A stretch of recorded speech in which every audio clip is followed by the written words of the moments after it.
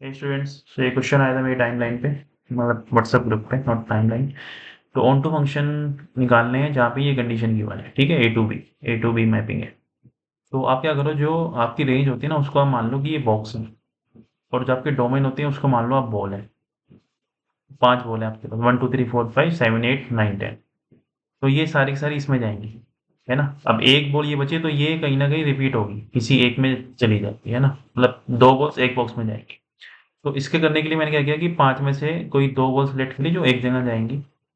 अब मान लो ये दोनों एक जगह जाएँगे, ऐसा मान लो। तो अब कितनी बची? 1 2 3 4, 4 बची, 4 बॉल 4 बॉक्स, तो 4 फैक्टोरियल तरीके। तो ये टोटल ऑन टू फंक्शन आ गया आपके 240 वेज। अब इसमें से आपको घटाने हैं 2 तरीके, ठीक है। इसमें से कुछ केसेस घटाने हैं जहाँ पे F3 नॉट इक्वल टू 9 हो, ठीक है। मतलब ये कंडीशन चाहिए मेरे को। तो पहला केस है जब F3 9 ही होगा केवल, पहला केस है ना, केस ए।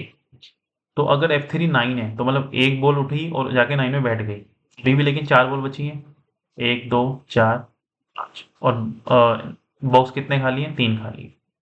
तो फिर वही 4C2, 2 बॉल एक में जाएगी अभी भी, और 3 बचे, 3 3 फैक्टोरियल तरीके। तो ये कितना हो गया? 36।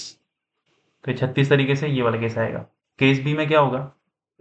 केस बी में जो आपने टोटल निकाला था, आपने पेयरिंग करी थी वहां पे, तो पेयरिंग ऐसे भी तो होगी ना, 1 3, एक केस ये बनेगा, एक केस ये बनेगा, एक केस ये बनेगा, और एक केस ये बनेगा, राइट।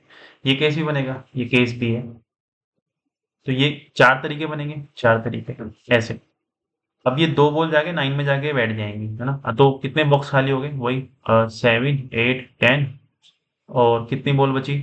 मान लो एक केस ये ले लेते हैं, 3 ही बॉल बची, 2 4 5। तो 3 बॉल 3 बॉक्स, इफेक्टिव तरीके। तो यहाँ से कितना आएगा? 24 तो आंसर कितना आ गया आपका रिक्वायर्ड आंसर? तो टोटल में से आपने वो केस हटा दिए जहाँ पे F3 9 है, तो यही आंसर है आपका। So done. So do subscribe our channel if you like our video and share with your friends.